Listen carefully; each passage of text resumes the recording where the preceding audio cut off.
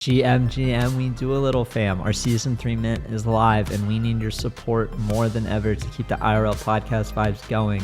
We have $5 base editions minting through Zora's platform on the base chain. Each $5 base edition allows you to burn one for an art piece based off the conversations we've had with our guest. There will be 12 base editions needed to collect a full set of art claims. There's also 15 premium editions at 1 ETH each. Each premium NFT owner is invited to one of our We Do a Little dinners. The next dinner will be during Art Basel in December 2023, and there will be following dinners in LA and New York in early 2024. Each premium edition is an invite to one dinner of your choosing. Premium owners also receive all 12 art claims via airdrop and all future base NFTs. Links to mint both the base and premium, as well as an article explaining all of our plans for season 3 are in the show notes below. And without further ado, let's dive into this week's episode. In our 9th episode of season 3, we're joined by the serene and celestial Mae, aka Eniosta. Mae is a 3D landscape artist from the east coast of Australia. Her works depicts surreal, peaceful, and calm landscapes that cannot exist on Earth. We dive into Mae's background as a virtual asset creator in The Sims, the pros and cons of working a day job while creating art, comparing and contrasting the US and Australia, the importance of affordable editions, and so much more. As always, this podcast is for entertainment purposes only and should not be relied upon for investment decisions. Andy, Dees, and guests may own NFTs discussed. This is Andy. Yeah, I'm Dees.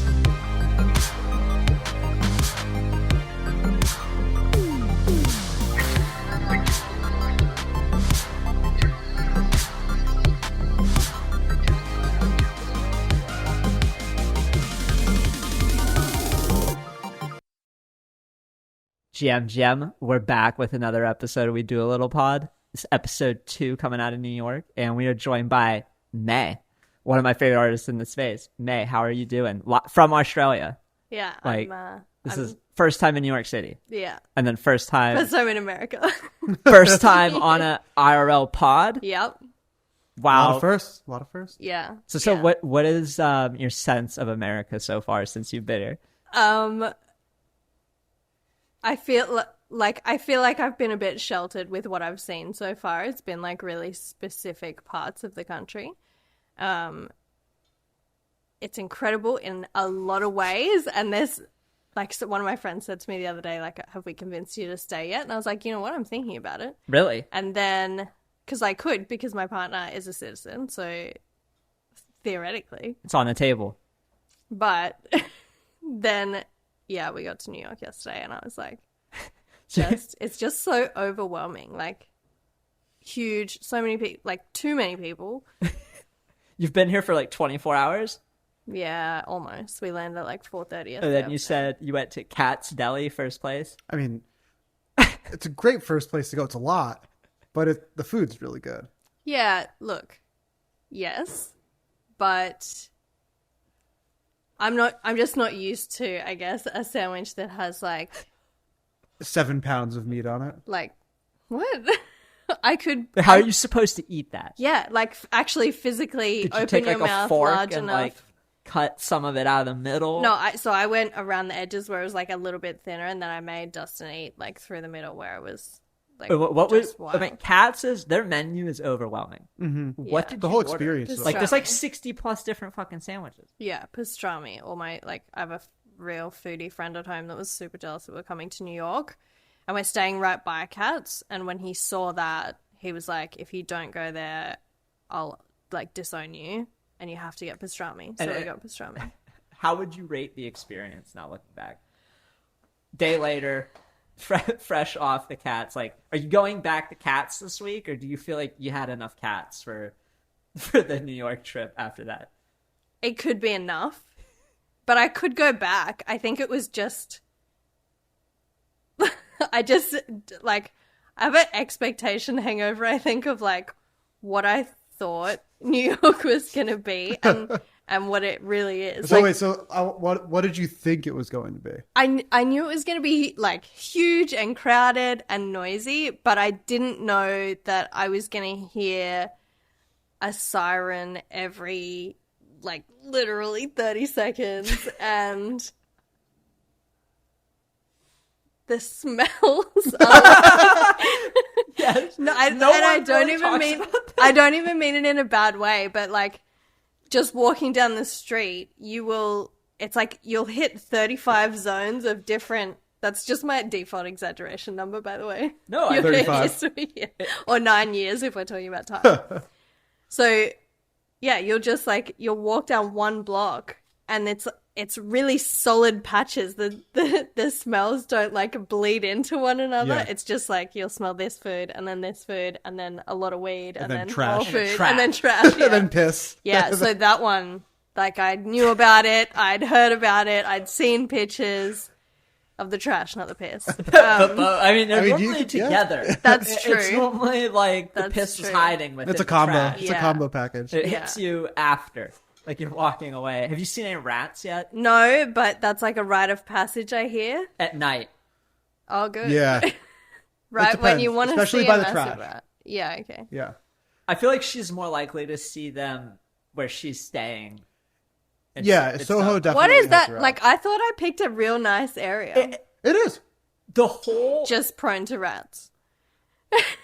So correct me if I'm wrong, but like I kind of think of New York City from like the bottom of Central Park all the way fucking down is just like busy with a lot of stuff going on, and then you cross the bridge to here and it's like you can breathe for a little bit. Like there's not as many skyscrapers and crazy Yeah, shit. it's Like, way there's lower over here. Still a lot of weed smell and maybe some piss and trash, but there's not just like 30 plus story skyscrapers with the sirens. Like if you think about the ambient noises you hear here during this conversation, like I don't really hear the sirens that I would hear because I stayed in Times Square before. That was stupid. My first NFT Yeah, NYC. that would be You nuts. can't sleep. Yeah. You're like in the hotel, but it's just like everything going on all the time. So I usually sleep. I have a really strict bedtime. Okay. I usually go to sleep at 9, or like I'm in bed by 9 and asleep by 10 every night. And I managed to stick to that pretty well in California. And like I said, I was like being sheltered while we were in California. But It's gonna be hard this week to be in bed by 9. yeah, so I wasn't in bed by 9. I was in bed by 11 maybe. Still pretty good. But I didn't sleep until like 2. And then I woke up at, like, haven't had an alarm for years. My body's just used to waking up with the sun. So I opened the window so that I would wake up with the sun and, like, get on this time zone. And I woke up at, like, 7 maybe. But I slept through, which surprised me for how much, like, while I was sitting there, my hotel has this neat, like, window seat that I was just curled up in watching the world happen outside. And for all of the noise and all of the like busyness that I was watching the night before, I didn't expect that I would sleep through. I thought that for sure I would be woken up by like sirens or And your body was just one like, of the other. Yeah, I was you're just gonna like, go to sleep. You feel I think jet I was lag? just so like overwhelmed. No, not really. So from Australia, it's like a 16-hour flight or something, I think, if you go direct. And I was like, fuck that. That's like a that's too massive long. flight. And I'm Well, like with the never time done. zone changes, it's like over a day. 'Cause Yeah, you're coming. it's 17 hours difference backwards. So that's like a 30-something hour time shift between the flight and all the time that you get. Yeah, That's... and I've never done, like, out of Australia, I've been to, like, Southeast Asia, and that's pretty much it. And so I was, like, freaking out. I didn't know what was going to happen at all. And so I booked a flight that was, like, $1,200 cheaper per person, so win, but also had, like, a 12-hour layover in Fiji for, like, a whole during daylight hours day. Interesting. And I was like, maybe that'll break it up a bit and make it a little bit easier to, like, deal with the like, time shift. And I feel like it did. Like, Did you sleep in Fiji? yeah, we booked a hotel for the day on the beach and went and had a really, like, phenomenal lunch and then just slept the rest of the time that we were there. And then, because the first flight, like, Australia to Fiji or, like, Brisbane to Fiji was only, like, maybe 5 hours and it took off at midnight. Okay, so So I was tired as fuck. yeah. And then got there at like 5 a.m. their time or something, got a hotel, slept for a bit, got up, went and had lunch, slept for a bit, and then got back on the plane like at night. And then it was night, so I just went to sleep again. Sounds like a pretty good day. And then that second flight was like 10 hours or something, and I slept for most of it. And then when I got here, or when I got to LA, it was midday LA time. and I was sitting in the car staying with my partner's grandparents, and they were driving us back, and everyone was trying to show me, like, point things out to me, and I was just like, yeah, totally. And I was like, you know, when you're sitting straight up, but you know that at any second you could just completely pass out. Yeah. Yeah, was you it was in LA. that. And also, like, micro sleeps, for sure. If I was How driving long a car, did you it spend would in be LA? bad. So we got there on Monday, and we left on Sunday. And they were going back. Oh, okay. So you had like a nice amount of time. Yeah. Like, Yeah. that makes it way easier then. Yeah. For sure. And, like, my partner's family is, like, his grandparents and all of his extended family is here. His immediate family is all in Australia, but he hasn't seen that part of his family in, like, 5 years. So it was nice to be able to come here and, like, chill with them for a bit, actually meet everyone. And I feel like we'll probably come back, which we're going to try and do, like, once a year for the next couple of years. And I've learned my lesson about Soho. I feel like I'm not going to book So- I think it's fine. They're just busy. So Yeah. I'll give you my opinion of Soho that you did not ask for, which is that it's a really fun place to like go for the day, Yeah. go shop around. There's good food, but it's very, very touristy Yeah. just because it's Soho. And so like it's nice, but just it can only be so nice when there's tourists there all the time. In general, I feel like if you're staying in Manhattan, like staying west a bit in like Greenwich Village is really nice, and or like Chelsea, because it's also touristy, but it's like Chelsea's even more bougie than Soho, Okay. and so like it's just nicer. I like the pier. Yeah, It's like a nice place to go fuck around. There's yeah, a and whole it's like bunch on the of, water. bowling and sports bar activities, Yeah, golf okay. thing. But then like I always recommend people to stay in Williamsburg because it's like quieter. Yeah. You're not going to have the crazy sirens during Yeah. the night and all of that, but it's also really easy to get to Soho or anywhere else. But like, if I was not living in New York and had to stay in New York I had to stay in Manhattan for a long weekend, Soho would be in like my top 3 places to choose. Yeah, I guess if you're coming for like a holiday for a bit, it's like an easy place to do the touristy things if that's Yeah. what you want to do. And it's crazy, like the subway system here. I don't know if you've taken it yet. I just did to so, get here. like, you just use your phone with Apple Pay. You go up, and it kind of just walks you through it. It's still really intimidating. I only like going when I'm with him because he knows exactly where to go. And I always feel like one of the crazy homeless people are gonna like hit me into the fucking train, and I'm just gonna be like annihilated because I watched that one clip on the For You feed that Elon put in there where the dude just got hit by a train, and I was like, oh, okay. So Okay. like I that didn't gives see me that. pause, but it's so much cheaper. Like any fucking, and it's faster. Any Uber from here to Soho is like $50 to $80. Yeah. And like you just go take the train, it's like almost free. yeah. $250 and It's like it'll be 10 minutes faster. Yeah. so But that's it was one thing it's a little confusing though for like someone who's never done it before. Yeah, well, because it also like the city itself is kind of just a total shit show. Like it's supposed to be all straight and horizontal, and it's not, and it's like very confusing. And like there's just certain avenues, like 4th Avenue isn't a thing; it doesn't exist. What? Yeah, there's no 4th Ave. third. Why? Like there never was? Yeah, never was. There's so in between. Who's like someone had one job. So in between, They forgot 3rd fourth. and in between 3rd and 5th, there's Lexington and Park, but it's no 4th. There's a reason for it, I'm I hate sure. that. I hate it. And so like, but there's just a lot of stuff like that where like once you've been in the city, you know. Yeah. And so like I know how to get around. I feel comfortable with it. But if you're not here, you're like, wait, where am I? Like, what's going on? It's tough.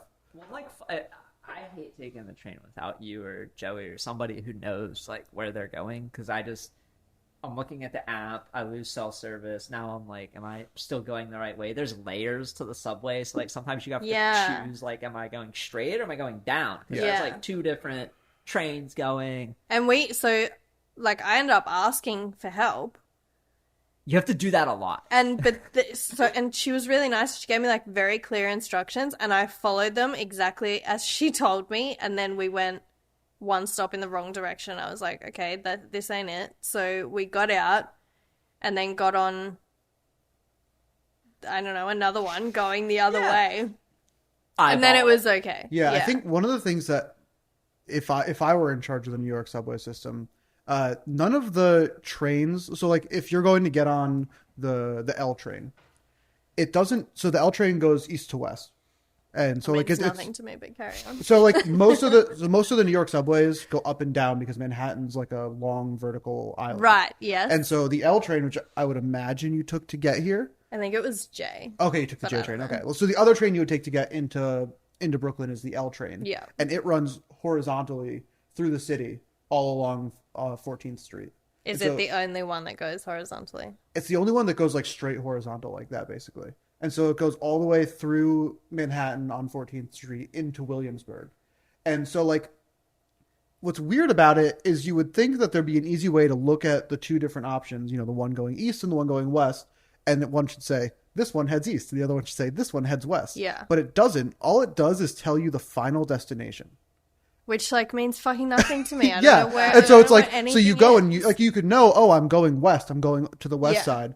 But all you see is it's either the one that's going to 8th Avenue or the one that's going to like some other street. And it's not even, it doesn't even give you like area names. It's like street. It's like a station name. Yeah. Like fuck off. Like you don't know the stop at 8th. Like the fuck. Yeah.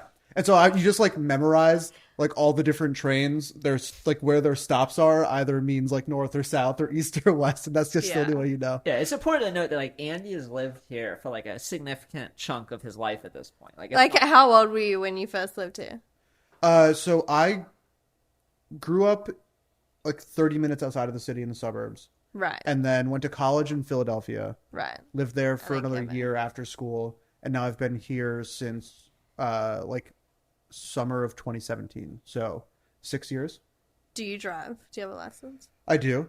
Did you learn to drive in New York? No, I learned to drive in New Jersey, thankfully. Okay. Which it was not bad. So I have a car here. I don't use it very often. Like for the most part, if I'm doing something out in New York, either it's easier to get there on the subway or I'm probably going to be drinking. Yeah. Because like that's basically the only thing people do for social life in New York is drink. Okay. And so like it almost never makes sense to drive.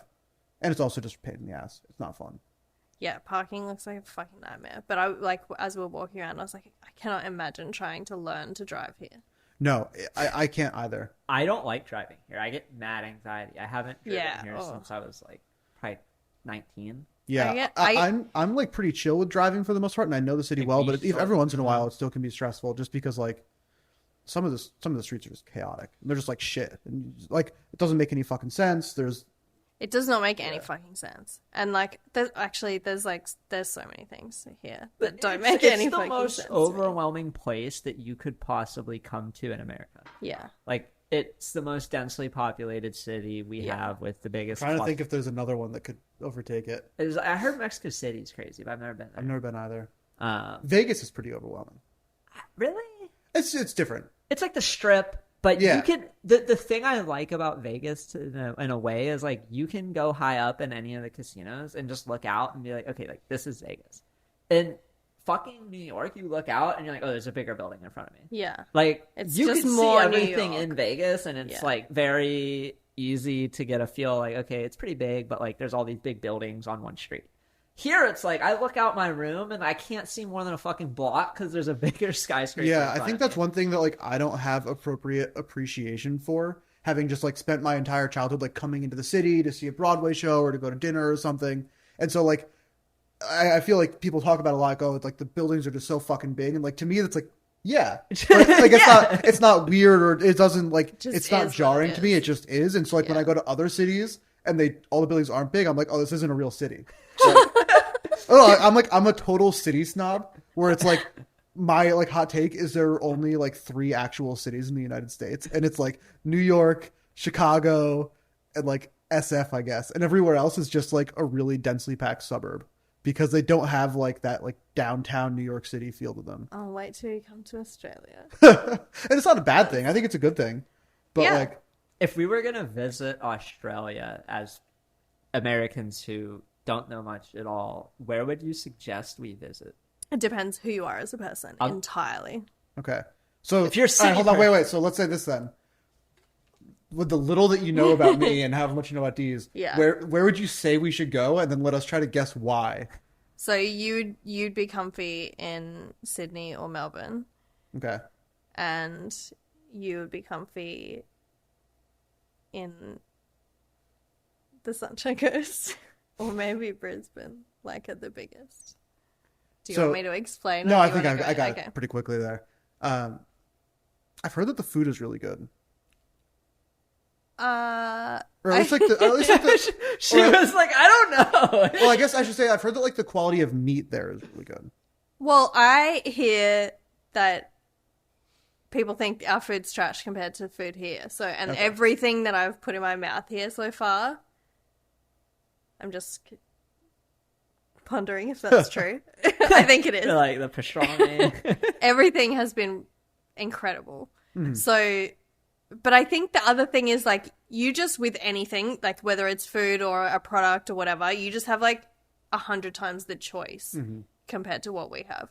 I think that the food's good there. We have really good, we have really good butchers and stuff. So it's like if you know how to cook, then you're sweet. If you don't know how to cook, then you got to like find good places. I guess there's a lot of places that masquerade as good food that aren't.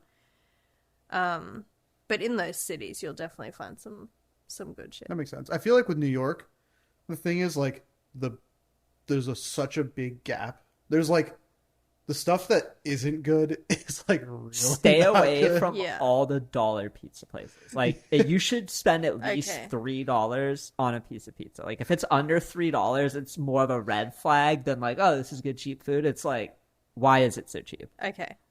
That's Thank kind you of for a that lesson. because I was definitely gonna eat dollar pizza. I made the 2 a.m. dollar pizza run, and like I'm not sure that's what did it, but like it really was not good for the stomach. Didn't have a good time. And it was like you could just tell by the environment where the $1 pizza was made that like you were playing Russian roulette.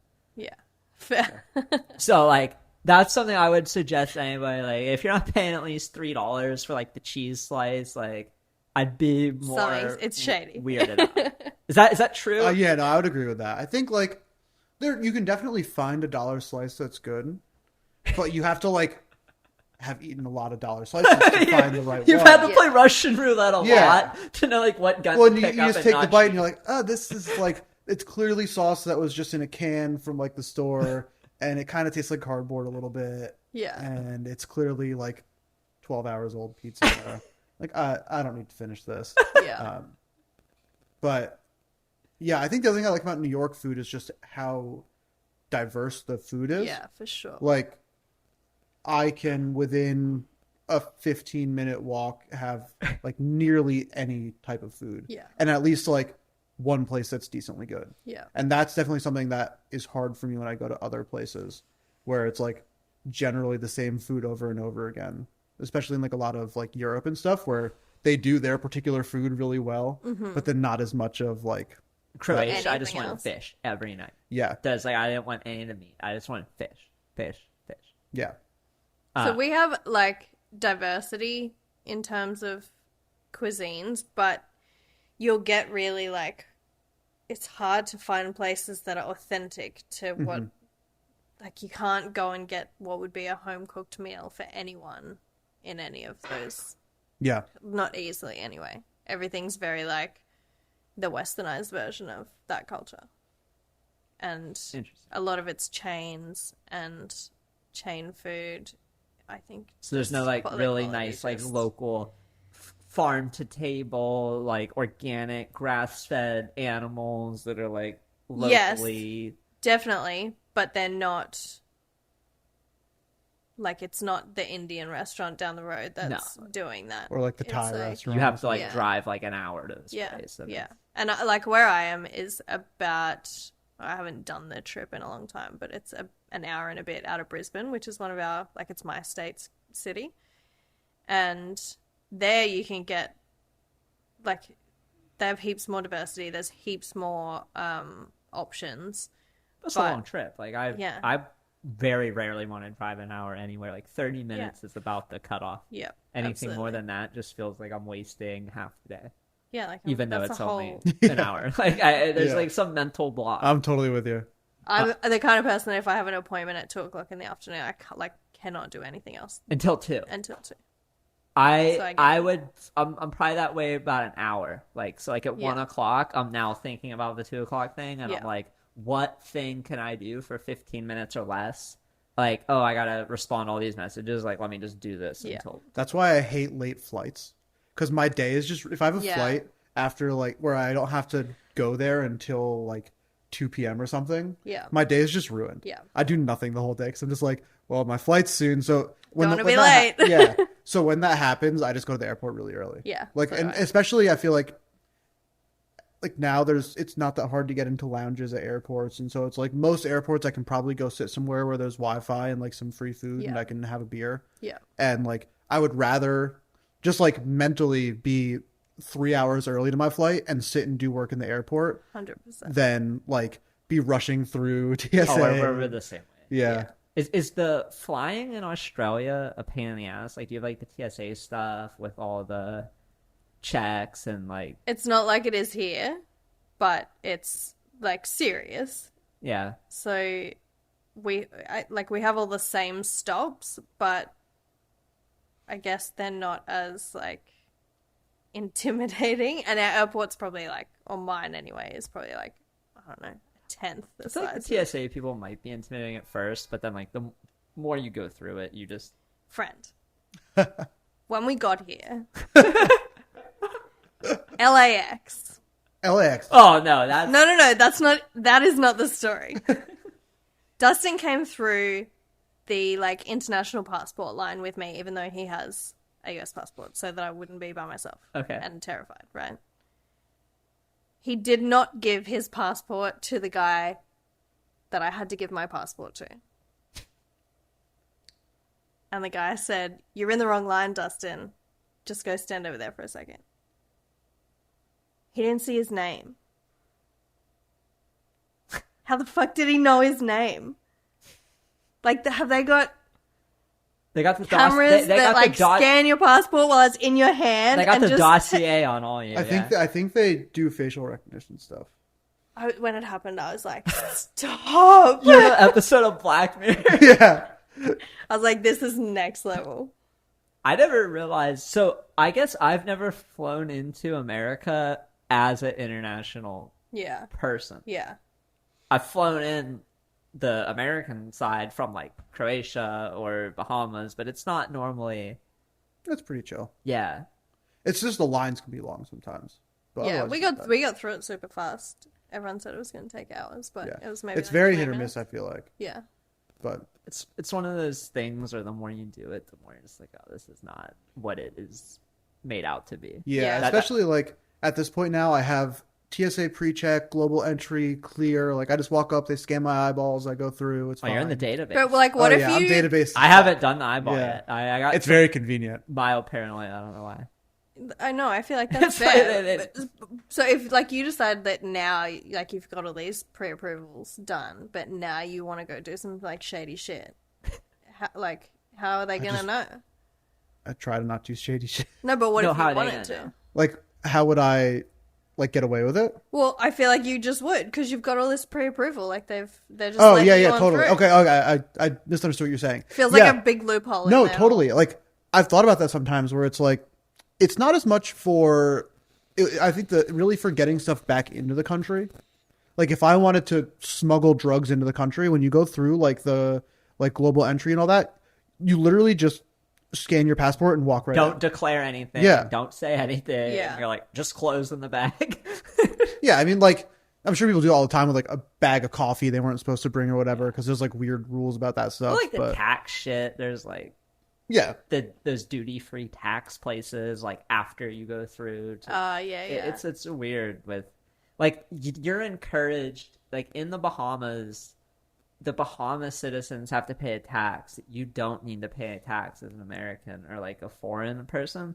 So like they would ask you while you were in a mall to like buy stuff for them so that they could save like 8 to 10% on tax. Like it was like a weird thing. Like, that's how Europe is as well. Really? So basically they have. Well, because they have like, at least in Europe, I'm not sure about in the Bahamas, but they have like the VAT tax. Yeah, the value add. And like as a way to encourage people to like shop there, basically US people or anyone who's not a European citizen, if you like show your passport when you buy it, they'll like give you basically a stub to get refunded for the tax. And like it's a non-trivial amount. And so like that's why a lot of people in America will, like wealthier people will go there to buy like luxury handbags and stuff. And you just go do a shopping spree, drop 10 grand on handbags, and you'll save a couple $1,000s on taxes. And it's also going to be cheaper there because they don't have all the import fees to get it into America from wherever they're being made, not in America. Like pays for the flight to go there because you're saving more in tax. That's good to know. Yeah, and so it's very interesting. But so you're supposed to, as an American, declare those things when you come back. Yeah. And then like the US would theoretically tax you on them themselves. But people just don't declare it. Yeah. And like I'm sure every once in a while someone gets busted and they get a fine or something. I just feel like for like as hard as I was gonna say you guys, but it's not you guys. Like as hard as your government's like go on like taxes and like all that security stuff, there's some like gaps in there. I mean, the more rules and complexity a system has, like the more you can game it. Yeah, that's true. It's that's just totally true. With everything in life. Yeah. Which is, I don't know. I feel like we haven't talked much about you. I feel like we should start asking some more, like, I don't know, you questions. We've talked a lot about New York. I'm an open book. We've talked a lot about your first 24 hours in New York City and how overwhelming the city is. But, like, let's go back.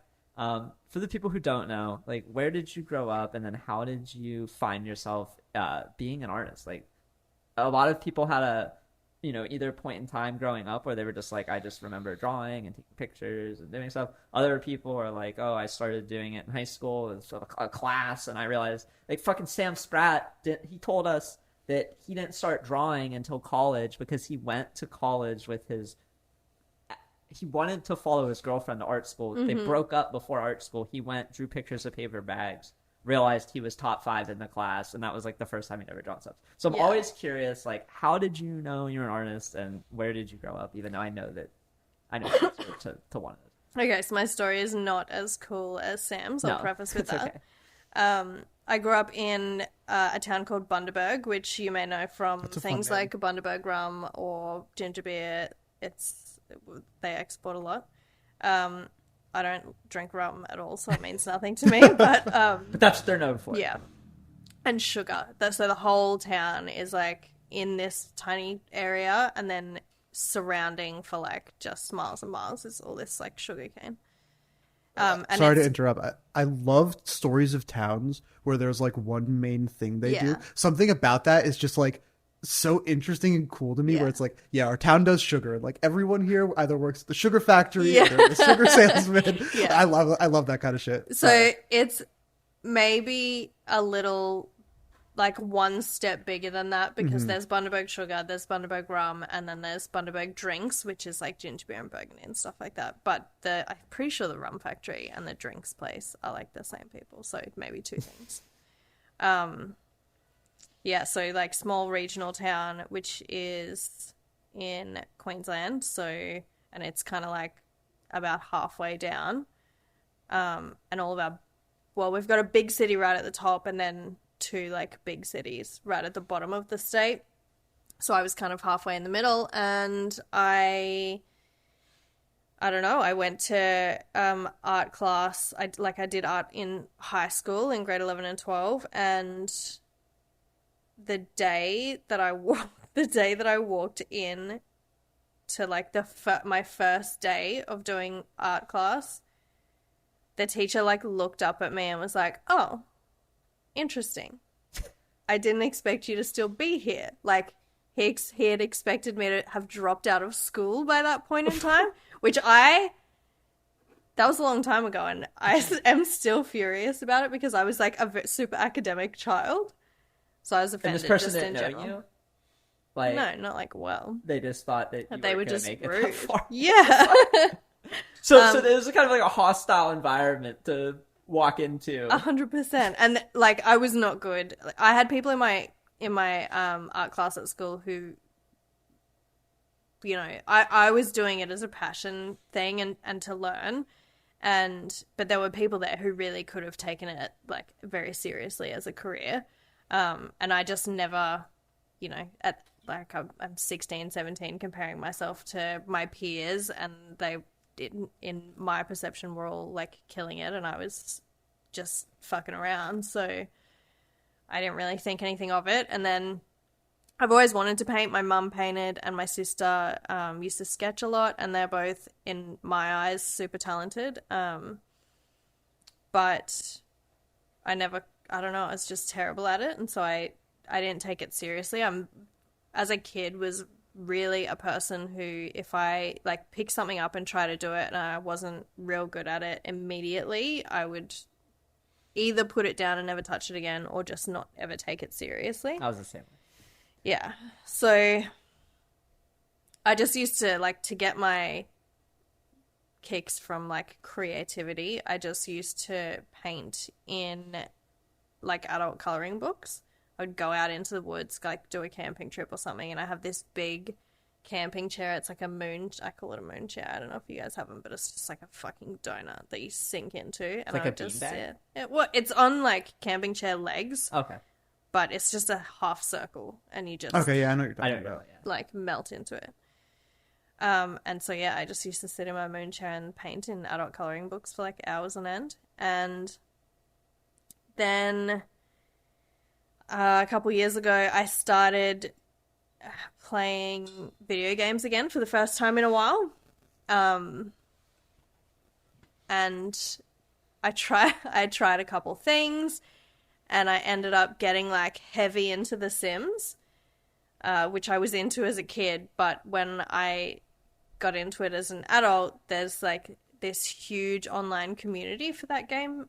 I guess there always has been, like, from the community side of things. Like, everyone kind of talked about it like it's always been there, but it's big now. And so I got super into that community and quickly found out that, like, I don't want to say anything that's going to start any fights if anyone sees this, but, like, they're just, like, if you think that what we experience is, like, toxic on a day-to-day basis, this is The next Sims level. community stuff out The there? Sims community is fucked up. I've spent a lot of time in different video game communities. A Yeah. lot of between Halo, Call of Duty, League of Legends, RuneScape, old school RuneScape, a little bit of World of Warcraft. Like, they're all fucked up in their own ways. Like, there's something... So the thing about the Sims community is that people monetize it, and I don't know if that's in any of those communities, but I don't think that it is in the way that it exists in The Sims. There are people who are making like $50K a month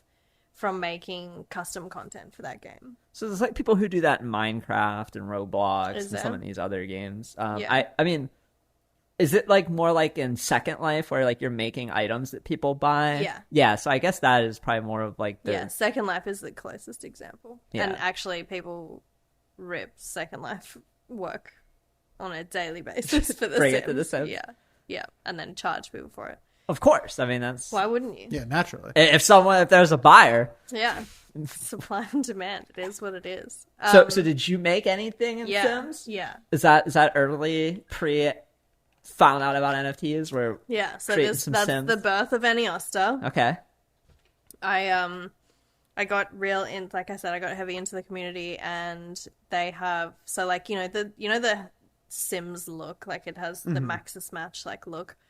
Didn't love it. Saw people posting pictures that looked like photos, and I was like, tell me about that. And so then I got into like the custom content side of things, and then I got annoyed because I couldn't have the things that I wanted to have, and so then I learned 3D so that I could make them. And then I started a Patreon, and I started selling stuff, and that went like it went a lot better than I ever anticipated that it was going to go. And then How quickly did that happen from like when you first started making some items for the game to it quick. blowing up like fast? Like, I have different context now of like blowing up Yeah. after my experience here, but at that point in my life, it blew up quick, Yeah. and it felt like a lot. And I had like 300, 400 people a month subscribing to download Shit. Wow. Wow. That is a lot. on a monthly basis, and I ran it for like a year and a half, 2 years. So, And what were you doing for your day job at that time? the same thing I'm doing now, which is, I'm in IT. Okay. Like, just tell me if you want to know more about that, but I'm not gonna try and explain it without you asking because it's Well, we gotta ask. okay. I'm like a middleman between our IT infrastructure. So I work for an insurance company that does all of our own infrastructure and development. Okay. And I am a middleman between the business, like the frontline staff, and our software developers and our infrastructure guys, and kind of also anyone else that wants to throw any work at me. I've been there for 10 years, so I just am one of the people that like knows the business quite well from like a bunch of different perspectives. But on paper, if a developer releases something into our production system that a QA has missed and it causes issues, I like go and fuck around in Fuck around and find the out. code and like the live records to find and fix that issue. So I call myself a faux developer. Yeah.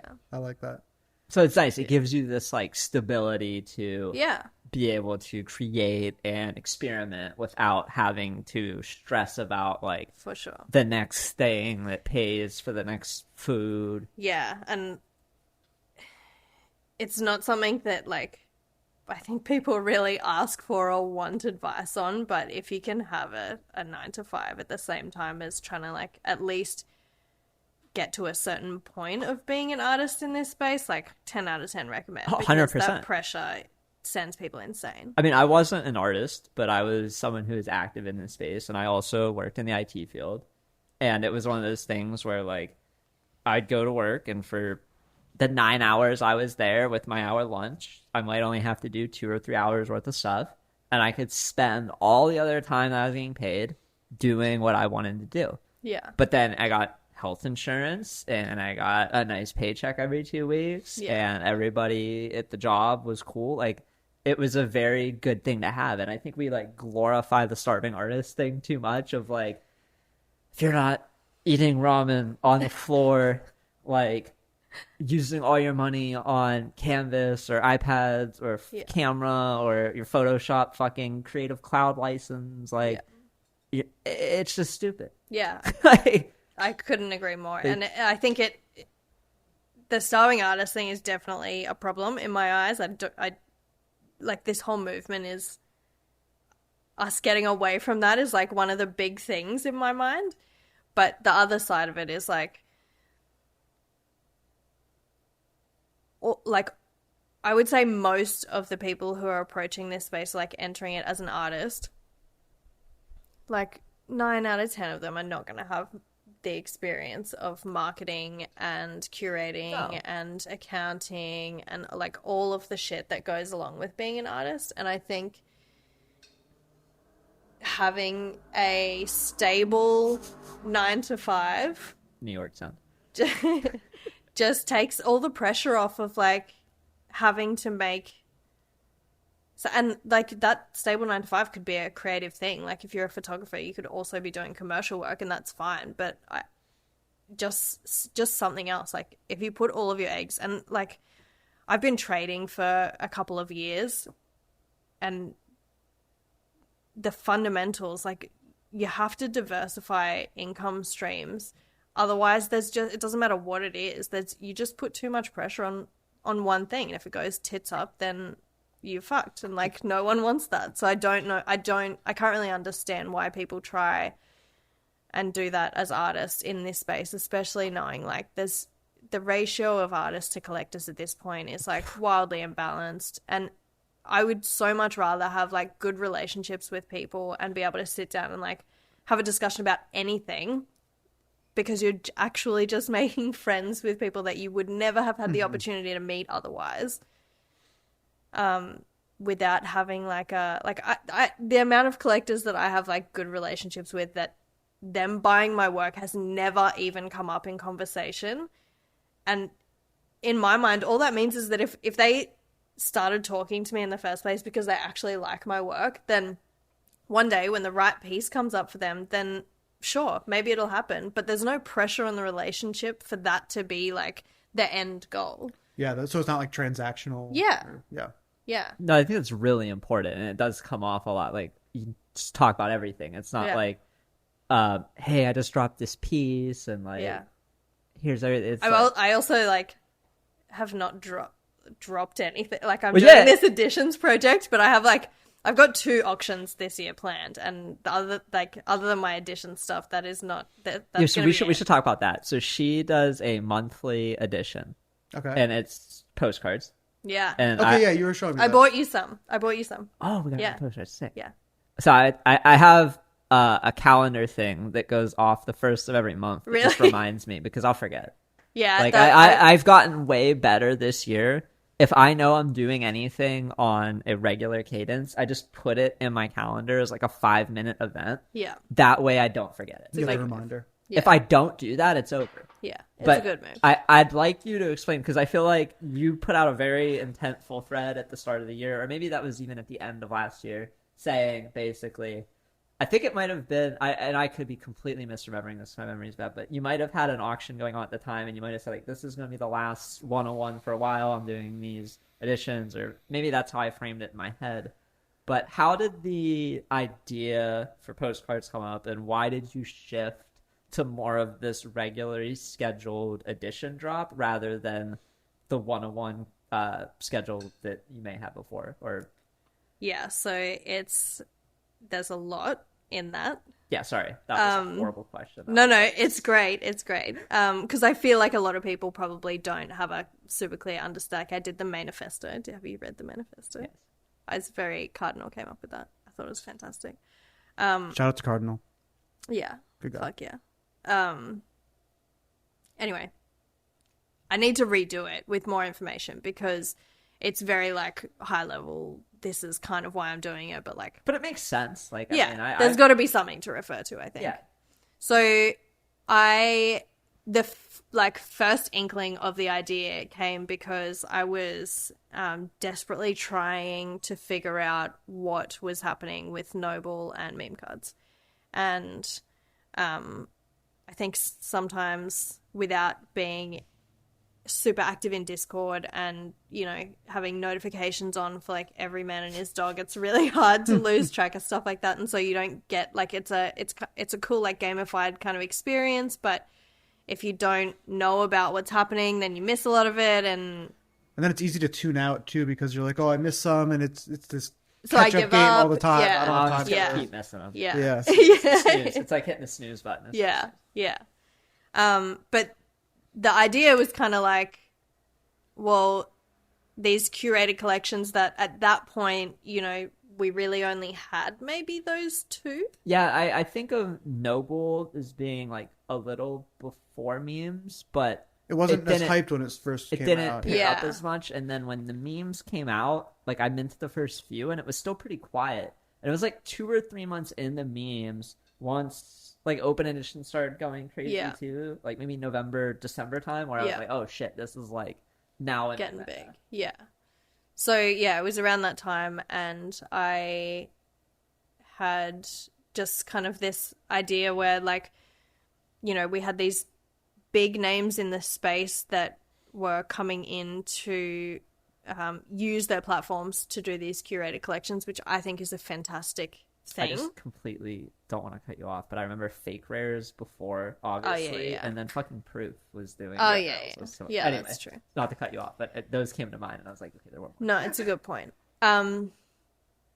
Basically, I was just like, I'm going to curate my own little collection, but it's going to be just my work instead. And so that was kind of where it started, and I developed on it from there. But there's a lot of like key points in things that I'm trying to achieve with it, and they kind of all come back to like, when we first all got into at least the art side of NFTs, I think, like, when you're trying to explain to someone what one-of-one art is and like why it's valuable, like the phrase rare digital art and like scarcity has to be a part of that conversation, right?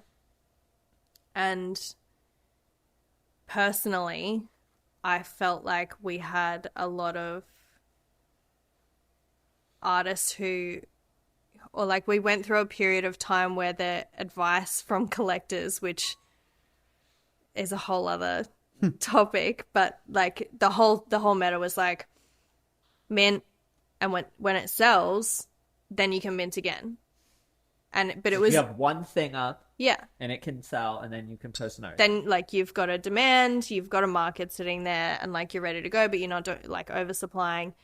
And so I had NorCal and I had a heap of conversations about like the supply conversation and the demand conversation and the addition conversation and just everything that was happening in the space at the time. And I kind of realized that for me, at least, it was an idea that at the time I sort of thought would resonate with everyone, is that, you know, one-of-ones have always been the rare digital art.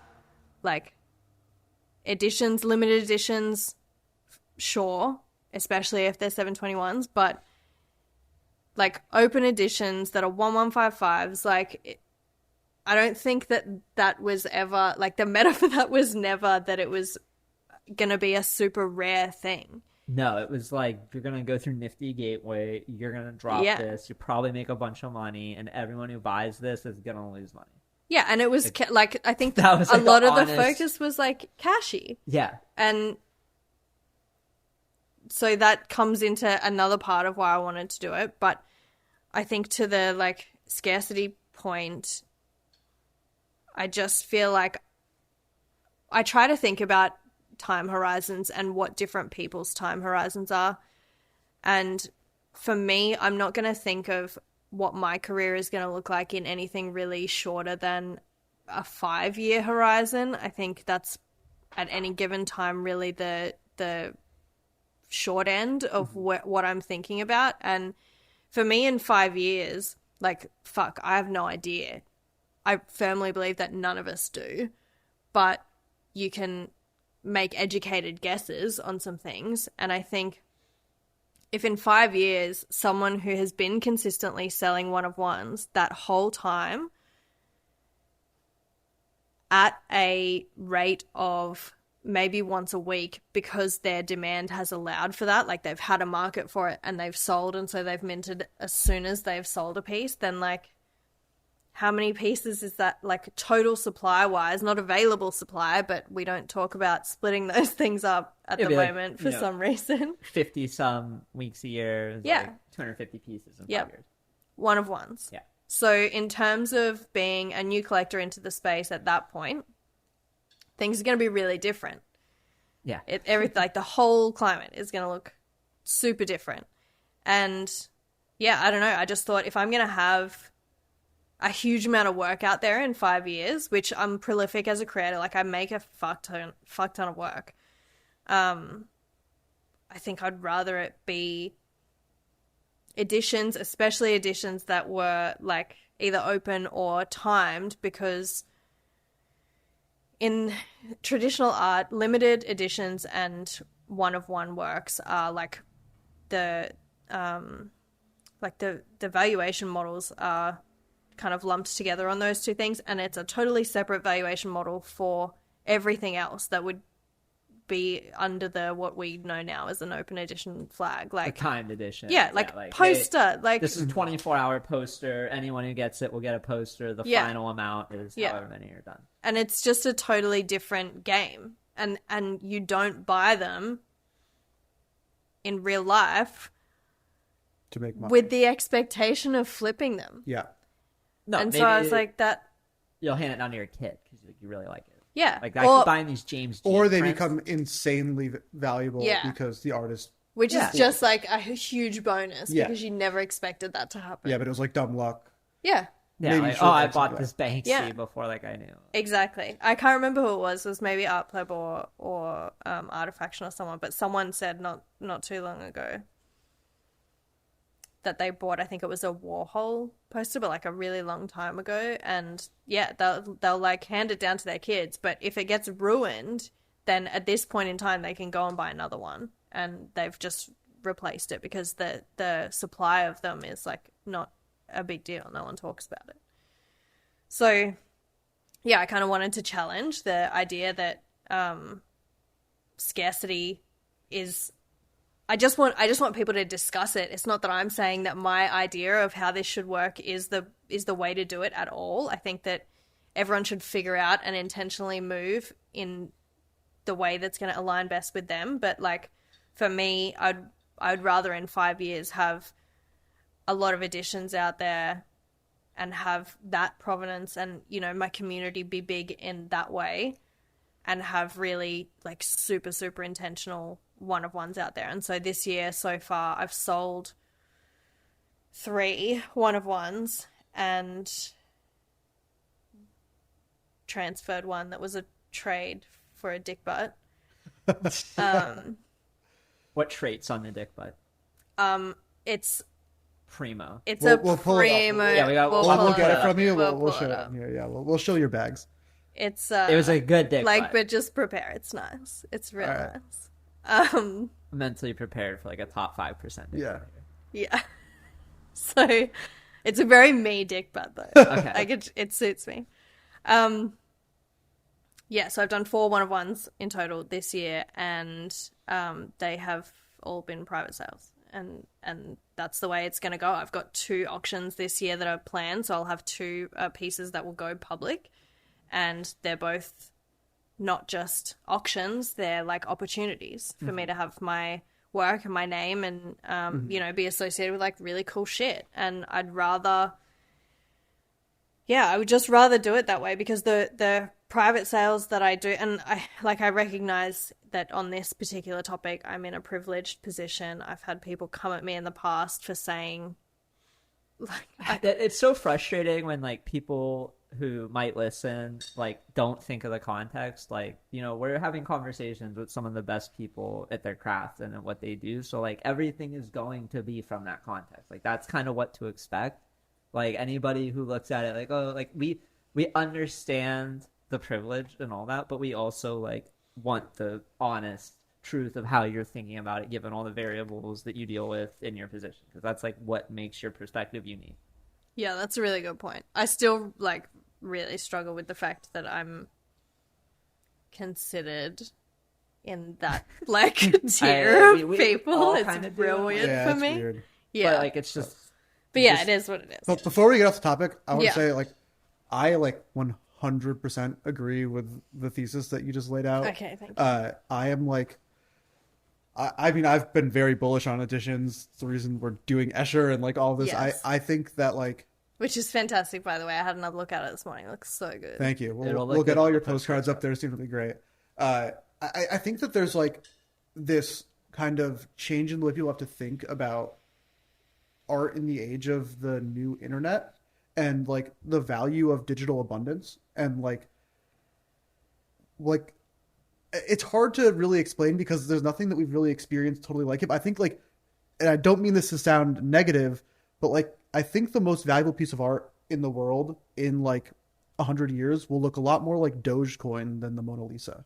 And like this idea of a bunch of people like being able, you were saying, having a ton of collectors who all own your work and care about it. Like I think it's just like a very forward thinking way to think about this stuff, because as more people are online and able to participate and be a part of a community of people, I think having a lot of collectors who all like your stuff is really, really valuable. And so it was cool to hear you say that. I haven't heard very many artists kind of have that opinion. No, I think, and especially in like when you're talking about the like higher tiers of people, I think they're super intentional about what they're doing in the space, but it's definitely more focused on their one-of-one work, and they tend to lean towards holding back to like super limited editions. We've only seen, you know, a couple of those people that are in like the really high tiers of artists doing opens at all. I think Xcopy was like maybe started that whole. But when you make $20 million, people pay attention. But I think I think I expected more people at a higher level to follow when that happened. Like when Max Payne... I think a lot of them have so much intent and that long-term focus. Like, you know, I won't say any of their names in particular, but like there are people who just look at that like, I can't do that no matter what. Yeah. But, like if I do this, it needs to be like 100% for charity or like a very specific thing. Yeah. Because they look at that oversupply or that. Yeah. Like when you release an open edition at the level of Xcop, you're at the level of an like top 10 or 20 artists in the space. Like, you know you're going to make a lot of money. You know you're going to have a big community of people who are going to expect stuff out of you. And now you just satisfied a lot of the demand for all your other editions that aren't like exclusive, like out of 5 or 10 or 20. Yeah. And so like then all that demand is kind of soaked up immediately. And you have all these expectations. And I think people have seen it happen enough that they're like, okay, you couldn't pay me an amount of money because I, as an artist, care more about putting that effort into my craft and my work than I do managing this behemoth of a group of maybe potentially angry bags. Yeah, for sure. And if you've got the kind of community who, you know, has that expectation out of you, I think it's definitely, or even if it doesn't you're just feel top like 10 it, artists you just in the have to be space, like careful. you're gonna get that expectation because of some of these people who just aren't really in it for the art, but they're in it to play the financial game, and then they just expect like I think the best example I can think of is like when we talked to Drift about First Day Out. Like that was a massive open edition that sold for a ton of money. And now it's, you know, the holders are like, I don't know, down 90% or whatever. But like he was very clear with his intentions the entire time. Yeah. It's like X% going to the Bale Project. This is what this is. There's not going to be any utility. And like people were still mad. Yeah. And it's like, I'm mad at the collectors and the speculators who buy into it and then kind of put all that pressure. It's like, if you're buying it for anything more than to put it up in a digital gallery, get a print of it and support the artist, like you're fucking up with these open editions. I totally agree. And so like that last point is another thing that I wanted to like was on my radar of things that I was trying to address with doing this. But so was supply, like, and the idea that you're saturating your market or that you're satisfying all of your demand by doing an open edition. Because at the point in time that I announced that I was doing this, I genuinely expected to have a huge amount of people come to me and say, what are you doing? You're going to satisfy all of your demand. Like you're doing an open edition 12 times in a year, there really? Was like the thing that I think worked about yours is you told us all up front there's going to be 12. Yeah. And you said, like, this is going to be something that happens every month, beginning of the month. Like, if you don't like this one, you might like the next one. Like, you were very open about the idea. It wasn't like, surprise, February 1st. Yeah. Surprise, March 1st. Yeah, that's true. You were very intentful about how you portrayed the collection. Yeah. So that your collectors bought it for the right reasons. Yeah, and I think the other thing about it is that it's like I didn't necessarily want it to feel like a gamified experience, but in looking at it, you know, from where the idea came from, being curated collections like Noble and Memes and stuff, it was right around that time that the last couple of cards were coming for Noble, which was like Grant and I think there was an X copy. Like they were big deal artists, and so I was like, well, you know, I had to think about what the dynamics were going to be on a month-to-month basis. And at this point in time, it's played out pretty much exactly how I thought it was going to, in that every month we've had a lower number of mints. We started at 485, which blew my mind a little bit. And we're down to 106 this last month, which I have had a lot of people come and tell me that they just missed it because I probably didn't give enough notice. But it's one of those, that's why I got the calendar. Yeah. You need the calendar thing. But Manifold has notifications now, which I thought a lot of people would have used. Maybe 2 to 5% of your holders. Yeah, I'm going to start a newsletter. I don't know. I'll figure something out. But anyway, so the mint numbers being lower on a monthly basis, definitely in my thesis. And if you look at secondary, so the first one where there's 485 of them, you can get for basically mint price. What was the mint price? Just for context. 0.05. So just to lay out for anyone who hasn't seen it, it's 12 open editions. There'll be 1 free claim for anyone who holds 3 or more.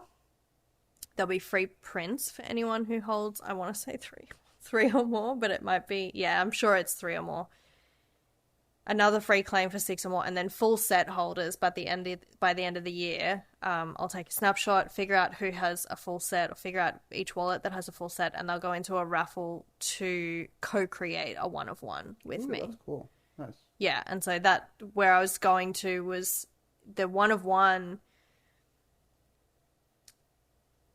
There's so many dynamics in doing a project like this that could make it go like wildly wrong, I think, and which is why I'm super vocal, I think, about being really intentional if you're going to do something like that, especially something that is contentious in the space where people, you know, as I said, when I first announced the project, there was a lot of, like, it was OE season and there was a lot of January debate. 1st, basically. And it wasn't even the start of OE season. It was at the point where everyone was fucking tired. Like, we'd had so many burns and so many people had minted stuff just to burn it and then missed the burn. And people were mad. Like, people were really exhausted with the whole situation, and fair enough. And there was, like, a lot of conversation about it being, like, a cash grabby thing to do. And my, like, fundamental opinion with that is that it's not, because artists should be able to, like, sell their work to whoever they want to sell it to and be able to make a living, and that should be fine. But you have to acknowledge that we are in a financial market. Like, this whole thing stems off a financial market. We're using blockchain technology, which has historically only ever been a financial market. And if you're gonna throw your hat in that ring, then I feel like you have the responsibility, not just, like, you don't have to go all in and learn about the way that the technology works to, like, the nth degree, but I feel like there's a responsibility on artists that you need to have some sort of understanding of, like, the history of this thing at the very least, so that you know what you're getting yourself into, and so that you don't have misaligned expectations. And yeah, so I think there's just a bunch of, like, there's a bunch of dynamics with it that could go wrong. So what I was going to say before was that the secondary prices now, like, for the one that's $4.85, you can get it basically for mint price, 0.05.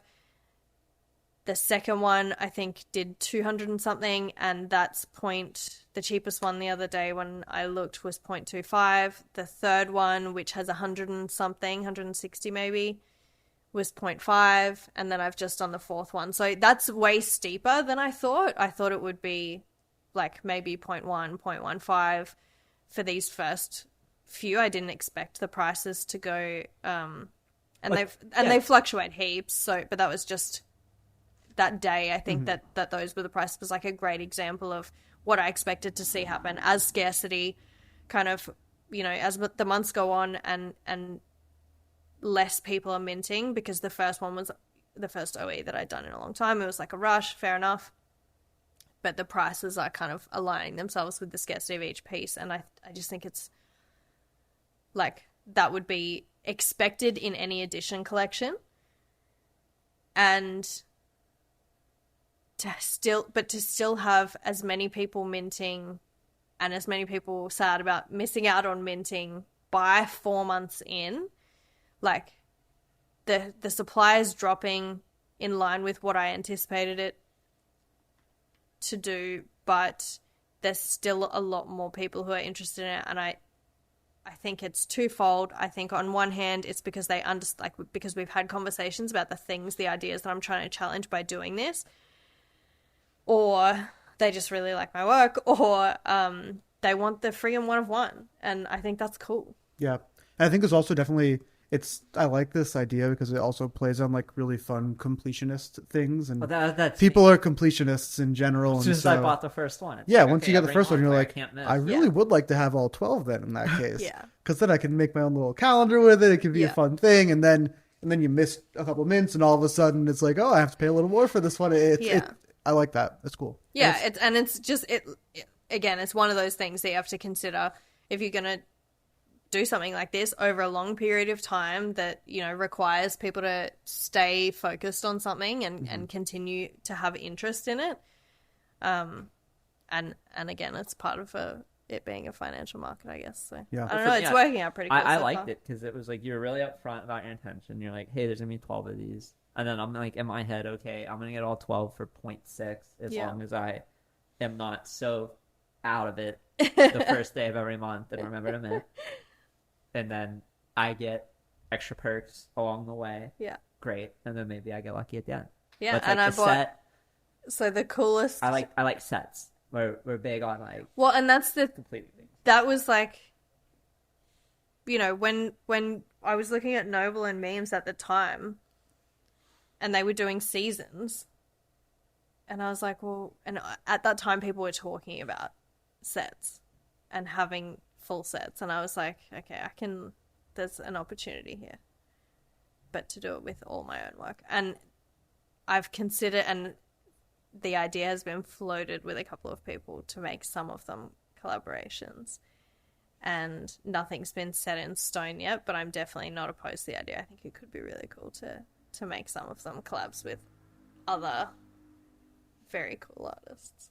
I've been doing a couple AI collabs where like artists send me work that they want me to blend with things I make in AI to like make it. He's an AI wizard now.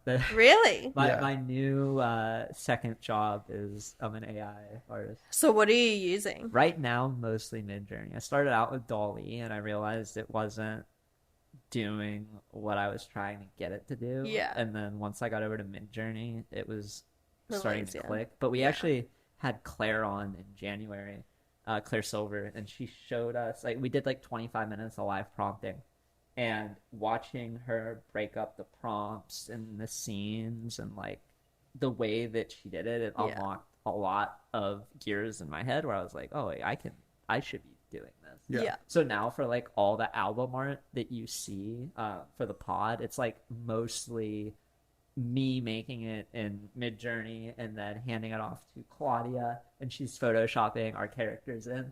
So like it's a team effort, but the base is coming from me just like smashing words into Midjourney. That's and then I so also good. like started a whole monthly thing where I do a free claim. So like I have totally missed this. yeah, I'm on like Fucking algorithm. I'm on drop 4 is gonna be on 420, and I'm working. So like on January 1st, I dropped my first piece, and it was free for everybody who owned any of our podcast NFTs. Mm-hmm. So like I think over 1,000 people claimed it. Mm-hmm. And then the second one I dropped on February 1st, and it was free to the people who had the first thing I dropped. Yep. And then in March, I dropped another one, and it was free to the people who had the first 2. So the thing is, like, you have to own all of them to keep getting the new ones, and it's gonna be like that for like maybe the first year until I get the number down. Yeah. It's like over an ETH, the airdrop to all the people. those But I realize I'm like making Manifold like $1,000 each mint because they're getting paid $1 for each mint. Yeah. Like, should I make the? I'm like, I don't want to, but people are paying like $10 to mint it, but it's free. But there's still... That's something that I've had, like, I always really struggle with. It's just like, if people are willing to pay $10, like, why would you ever do a free mint as an artist? Like, just make it $3. Make it $5. Like, yeah, make it $5. Like, and I understand like the kind of that like removing like the transactional actual element of it, of they're not paying you, but like the people are clearly willing to pay money That's what for I thought. it. I'm like, you know, And like, I'd rather it go to the artist than to ETH gas fees and Manifold. No, Like, if I love Manifold, but people claimed 1,000 of the first one. Like on average, it was a $10 gas transaction. It's like $10,000 that my community spent. it's time to get you on L2 to mint that thing. We were thinking about it. I mean, it's talking about like the podcast. We have a podcast NFT. It's like 0.0142069. Yeah, it's like if you only mint $20. one, you're probably going to spend as much in gas as you are the NFT. So it's like, do we just go to an L2? Like, people don't seem to love L2s, but it's also like I think to that's mint. going to change. I think it's just early. Yeah, I'd be curious to hear your opinion on it, considering kind of my current very limited understanding of your stance on kind of your art and all of that. But to me, it feels like with L2s, it's a bit of a chicken or the egg thing, where it's like there aren't collectors there, but there aren't artists there who are selling artwork. And I think, you know, if all of a sudden you said, hey, my next drop is going to be on Arbitrum, probably like all of your collectors wouldn't show up, but some would.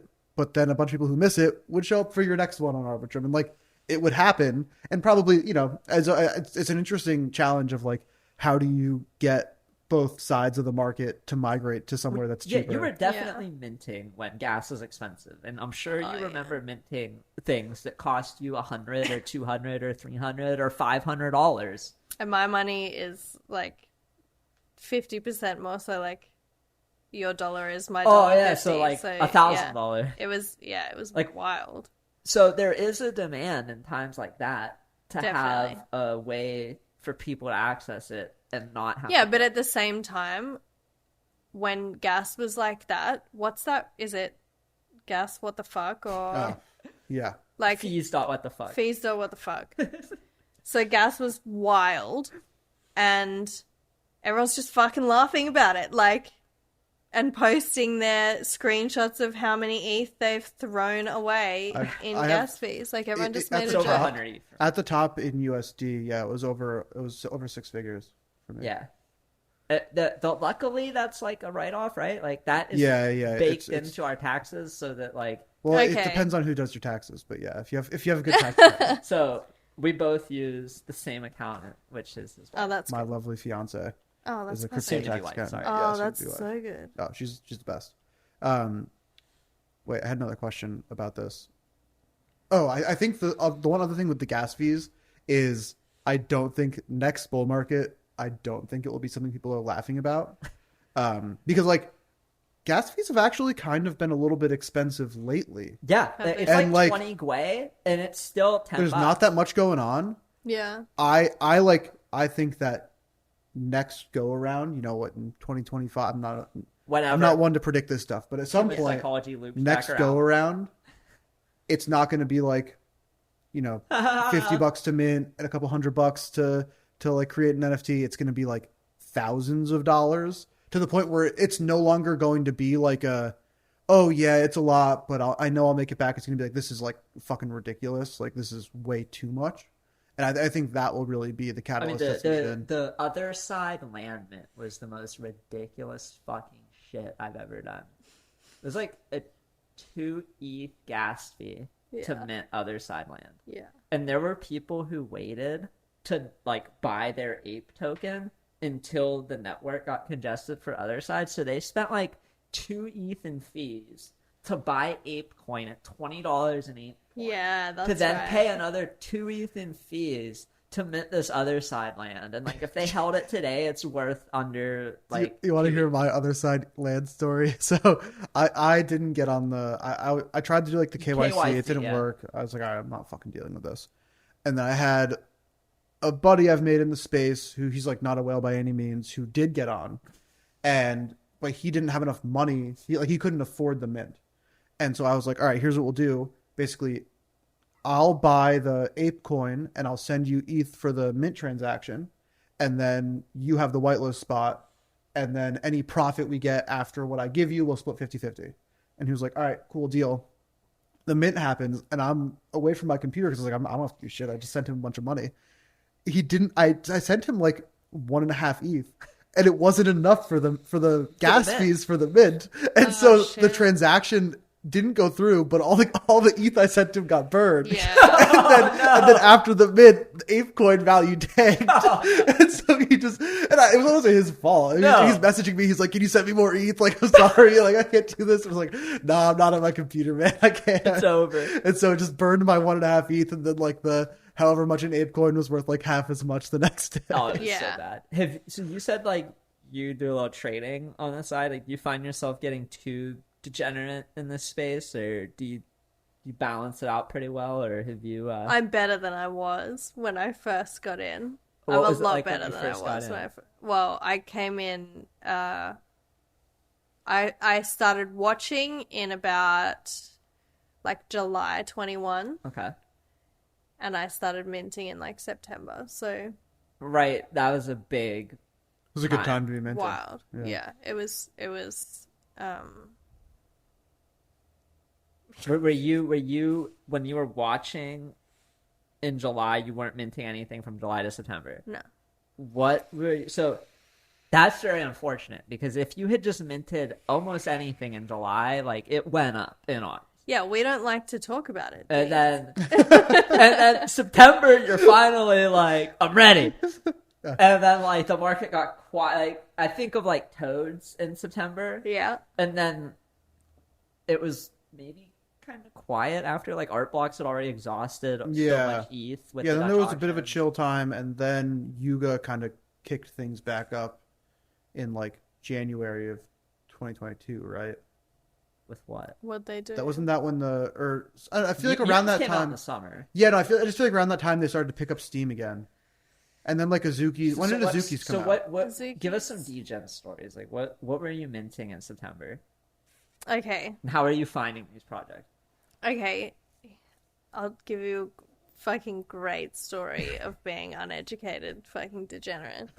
This is our favorite. Yeah, Ben. I didn't realize that OpenSea would show something that was minted to someone's wallet if someone else minted it to their wallet. Okay. And I had, by this point, already had people airdropping like random bullshit to me. And so I knew it happened, but I didn't know how to spot it in someone else's wallet. Like in the activity feed, yeah. Yeah. And so I came across like it was like flipped apes or flipped punks or something fucking dumb. And I looked at the activity and it was like the minted list and it was just like tick, tick, tick, tick, like all these verified accounts, but with like unverified accounts and like random shit in between as well. And I just didn't realize that did not mean that those people were minting that project. And it was one of those, like, absolutely did not do my own research situation, because if I had have slowed down for, like, 30 seconds, I would have seen that, like, all the rest of the stats on the collection were bullshit. Yep. And I minted it, and I told, like, 3 of my friends, and everyone got fucking wrecked. It's like a rite of passage that after you mint something, you need to tell someone else. Like, it's like if a bear shit in the woods, but no one paid attention, like, did it really happen? It's like, if I minted 100%. something, but I didn't tell it in our group chat, I might have not minted it. And I feel like we got so many people in the Slack to, like, mint not the best things, like, if you look at our hit rate in our work Slack, like, people had to think that, like, Annie and I had no brain. Like, the things that we were... For what it's worth, I'm not sure I do. We're, like, just sharing things and they, like, get rugged in 2 weeks. And this one took, like, 2 hours. Coworkers are like, what do you think about this? I'm like, dude, it's gone. Like, I'm sorry. Like, you gotta cut and then it fast. made me, like, not share stuff with them that was really good. Yeah. Because I was, like, scared that it wouldn't be really good. Yeah, but then shit like goblins happened, and I was like, well, fuck, there's no rhyme or reason to any of this. And then it's at, like, 4 ETH, and you're like, what the fuck? Yeah. Yeah, so that's probably my Have you had any, like, most memorable, like, good degen moments where you just, like, aped into something and then it worked? And it went well. And then you sold it before, like, riding it back down to the price that you aped it at? Yeah, I did okay on Darcells. Darcell. Oh, yeah. Oh, yeah. Yeah. Those went to, like, 0.3 or 0.4 or 0.5 at some point. I think higher. I think... Close to 1 ETH? Yeah, I think close to 1. I think maybe, like, 0.7, 0.8. Yeah, I'm still at one point. I don't know what they're at today. I refuse to they're look. under 0.1, I'll tell you that. Okay, well, I'm probably going to get some more. Yeah, I actually quite like them. That's the issue. It's like too many things I quite did like that I probably liked more than I should have. More than you should have, yeah, for sure. And then in retrospect, you go, yeah, I liked it. Did I like it more than $2,000? Yeah. Like, not when you really. put it that way. And then the other thing was, like, remember derivative season? Like, there was everyone mixing, like, apes and doodles. And, Doodle, ape, yacht club. Yeah, punks. so I did, there was one that was cats and doodles.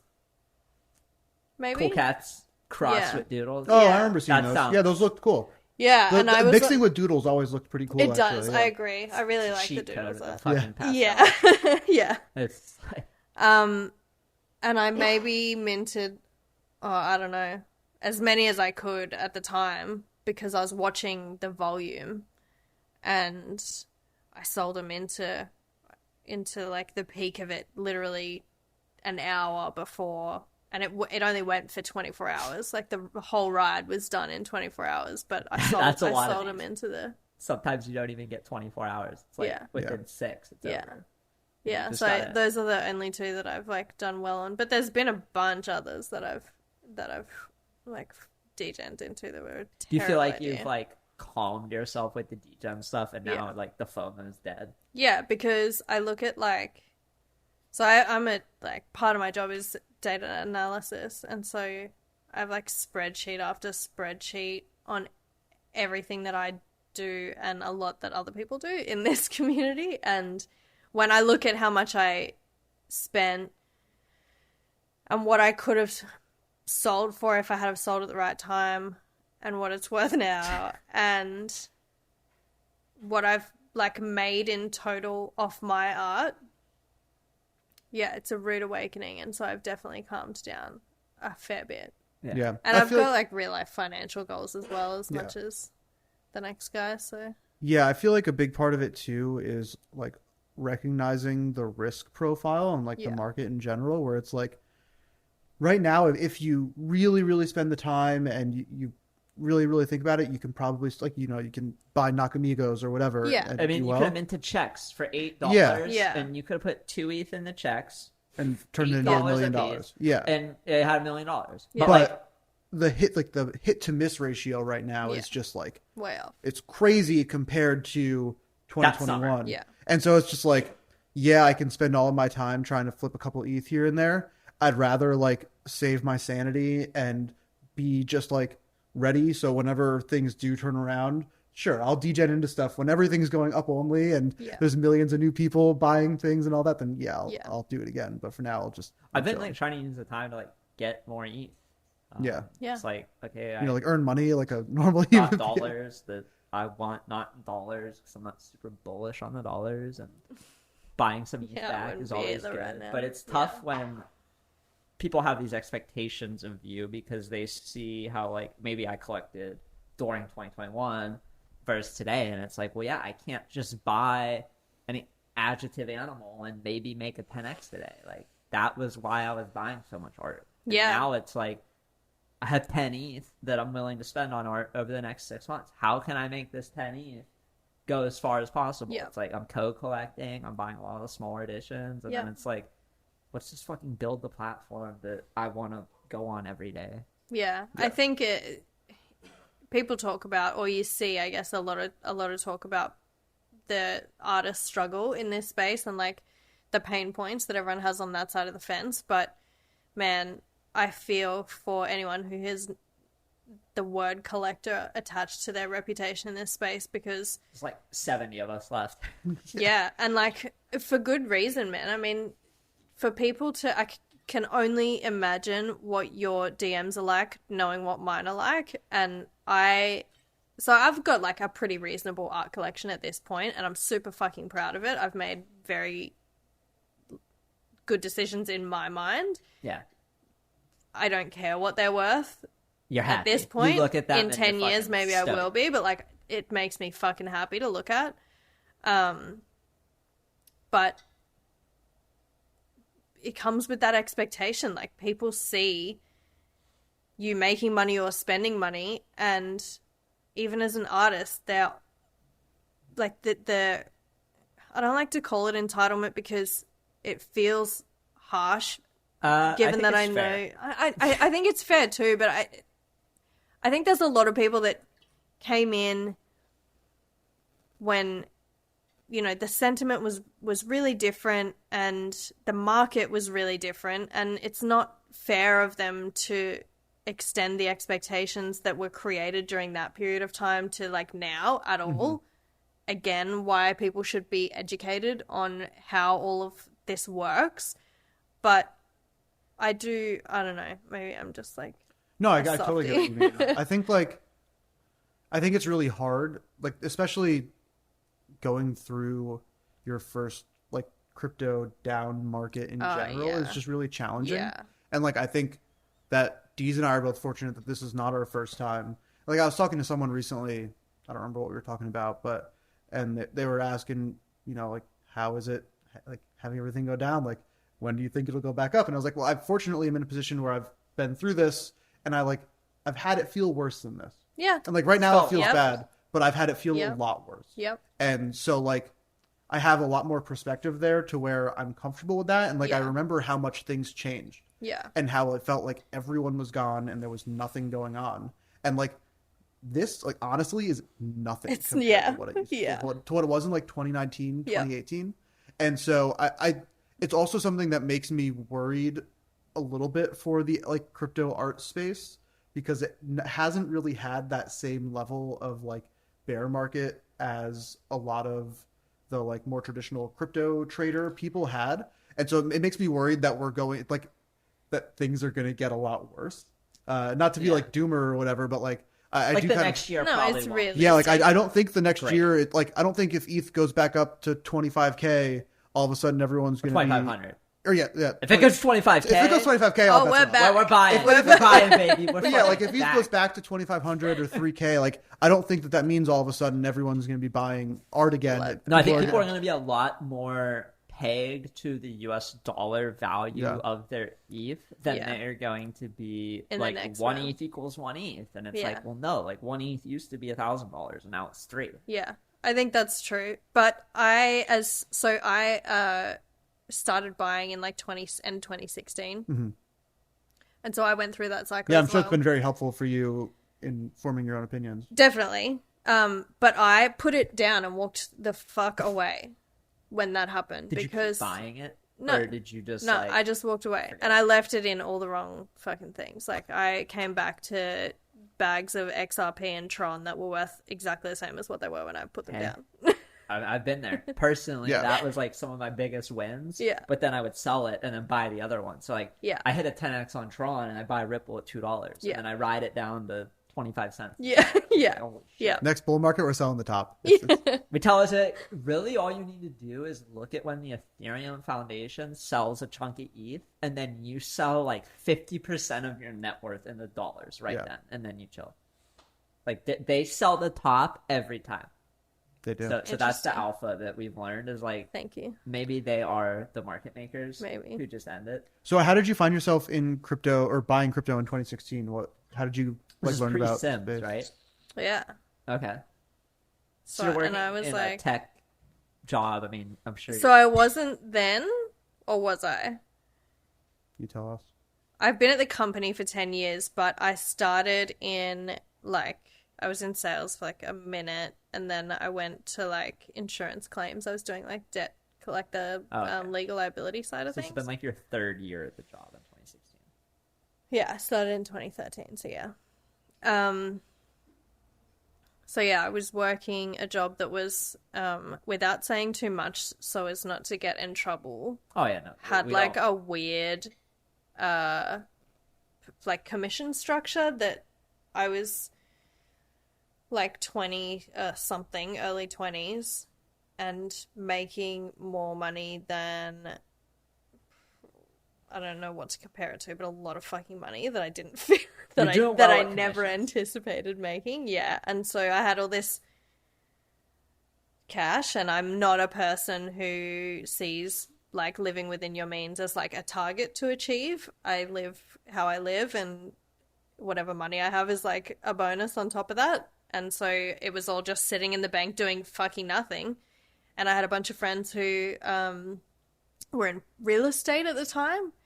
And one of them sat me down one day and he was like, hey, I had 25K sitting here doing nothing. And so I put it into, I can't remember what he first bought, but he put it into something that did like a really quick like 10x.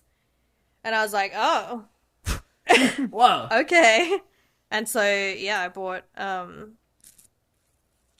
XRP at like 12 cents or something and wrote it to like 30 something and sold, and I was stoked. And then I think I did the same thing. Like I bought Probably back bought it, like another bought thing. into the wrong shit, and then was like long swing trading, I guess, like maybe a couple months at a time, and not taking it too serious, because that was like I hadn't been in stocks or anything before that, and so I was not trying to get wrecked.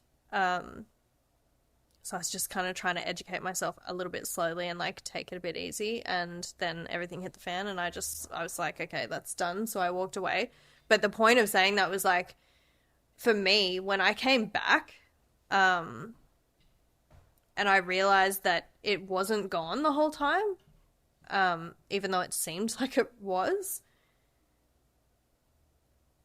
like my conviction now is untouchable. Mm-hmm. And that extends to NFTs. I don't know what it's going to look like. It could be totally different in 10 years or after the next cycle to what we have now. But the conviction that I have, having experienced a cycle like that one, I think is more solid. Like I'm a lot more solid than I would have been without having had that experience. Yeah, totally. So hopefully we see the same thing. Even if people put everything down now and fuck off, if they come back, like, maybe it's good.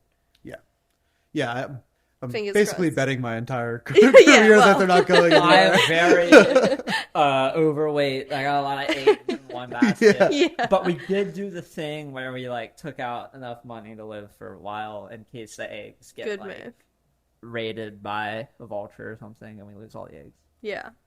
Which is another discussion. Oh, of, yeah. Like risk, like 2017 risk management was buying 10 shit coins and that was diversification. It Yeah. was like, on 10 completely yeah, illegal like I got exchanges 20% of my that net weren't worth in on English. Crypto. That no one's ever heard of. 10% Yeah. on Bittrex. At every site I need to access with a VPN and a fake Yeah, I'm on name. Mercatile. And this is how it should be. I'm decentralized. This I'm my is own totally thing. safe. It's like I got Yeah. 17 fucking Horcruxes and they're all these exchanges.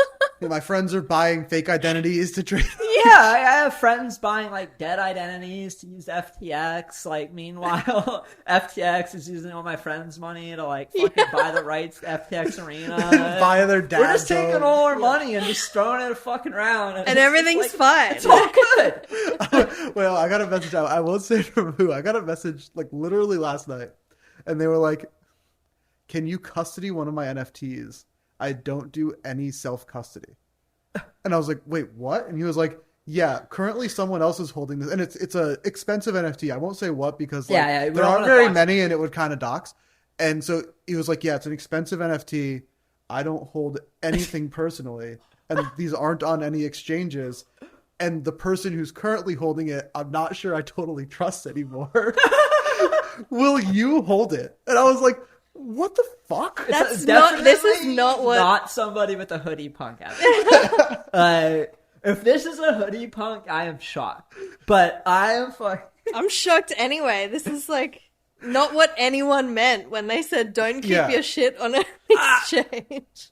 I just send them to my top 20 friends. It's like I go to my MySpace and You I get look a at my punk, top you get a friends punk. and I'm like, you get the punk, you get the fucking squiggle. Yeah, so I'm just watching If Succession you've got last night. dick, if anyone's got dick butts, they need to like store somewhere. You should tell everyone, "Hey, yeah, I'm a Hey, dick butt I have a custodian." dick butt storage And then facility. it's It's like an gonna be Airbnb so for sad dick when you butt. die in that boating accident with all those dick butts.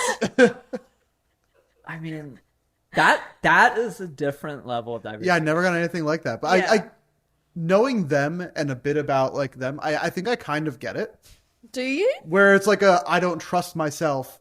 I trust other people more I'm a than drug It's addict. like a I multi-sig, cannot but in trust a myself. wild way. Yeah, where it's just like, I'm going to send all my shit to a bunch of different people I mostly trust because, like, I'm going to do some crazy shit and I don't want to have to be the one who's... Okay, so without knowing literally anything about this person except for that fact, they either have that much money that if it all goes pear-shaped, it doesn't fucking matter, or they have more people in their life that they trust significantly than people I have in my life total. I think probably a bit of both. That's so crazy to me. Yeah.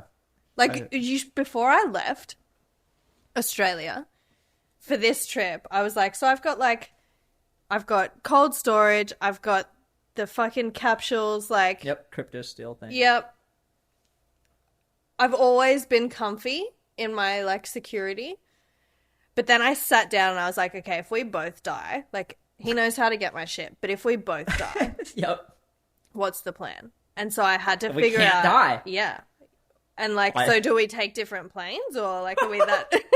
All right, what if my plane? I am going to America. What if my plane gets hijacked? I can't. We can't both die. We can't afford to both die. So anyway, I like figured out this whole plan for if we both die, and a lot of my friends were like, "You're fucking insane." My plan is that like a few different people know me very well, and if something happens to me, I know if something happens to me and Jess, yeah, then I am doing the ETH ecosystem a solid. Like, it's a good burn. It's a good old, maybe no one was meant to have these. Yeah. But if something happens to me, like, she knows enough people. Yeah, Jess can text me. Jess can text Allie she has it all, get me, and I'll figure it out. But when it comes to the two of you, it's like, if we both pass and I don't have kids, it'd be, like, nice for my parents to get it. And they'll get enough from the bank account and from brokerage accounts and that stuff. It's like the crypto stuff is just a burn. It's so in my life, they'll get, like, it'll be nice to get my bank account. There's no other, this is not probably a good idea to talk about because it's all of my assets, but, like, it's not a lot of physical assets. Yeah. But it would be nice for them.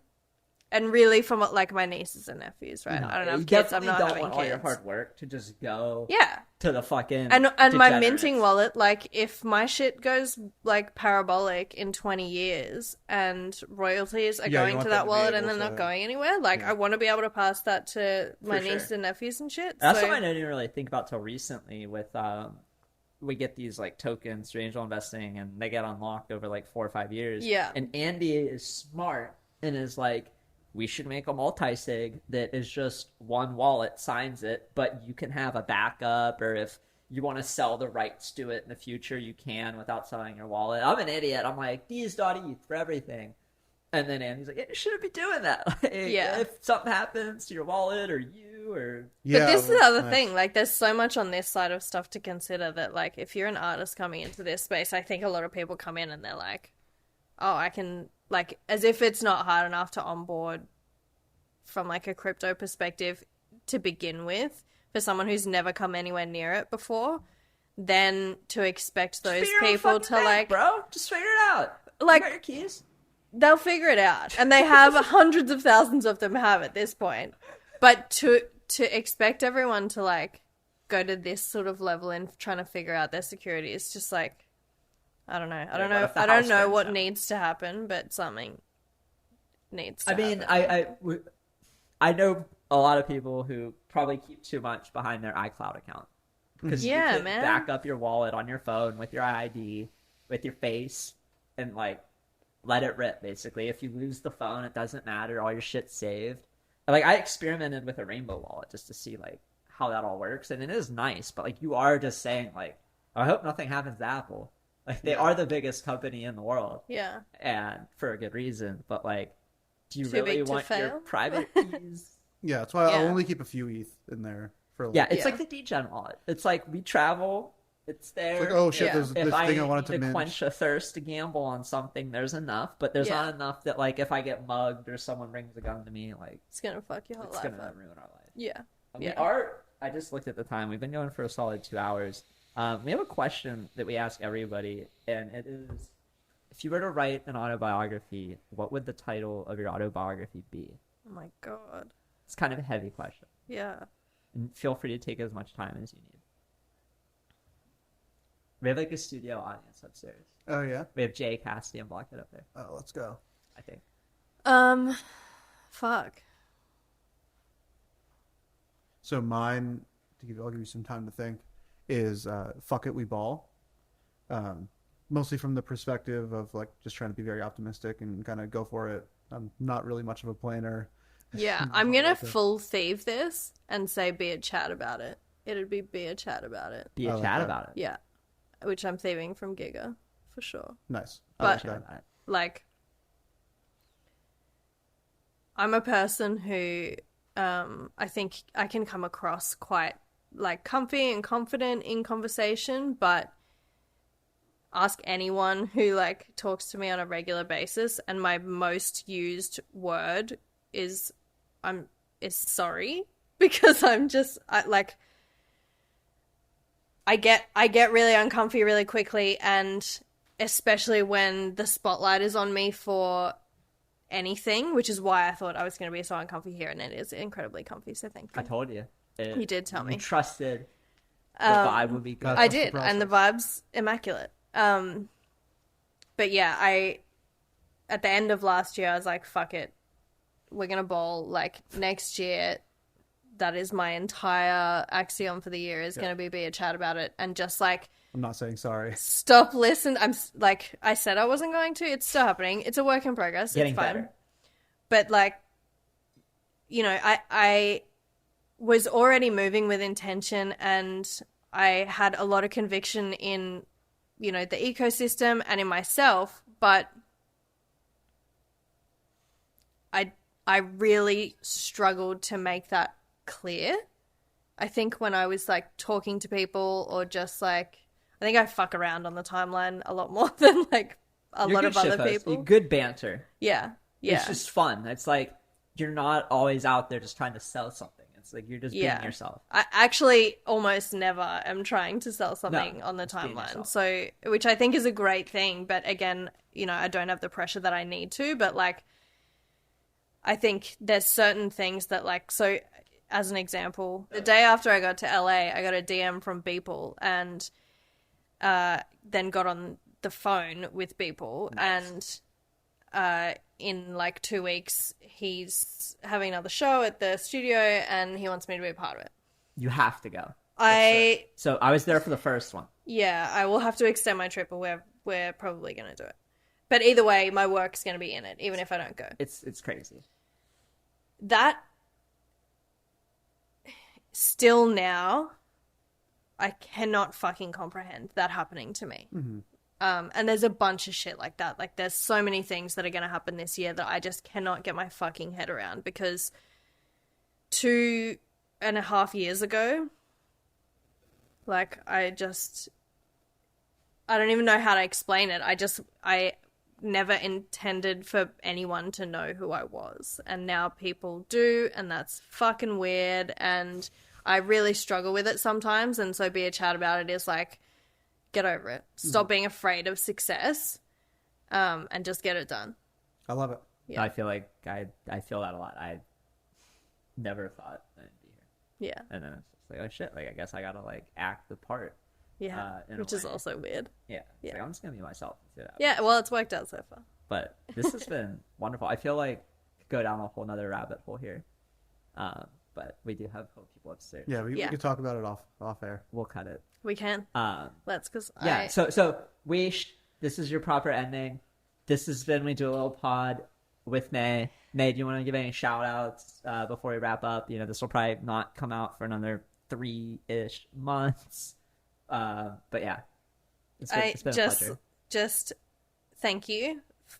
You guys making it actually as comfy as you said you were going to, which I'm not gonna lie, I didn't fully believe you, but okay. You definitely have. We are trust but verify.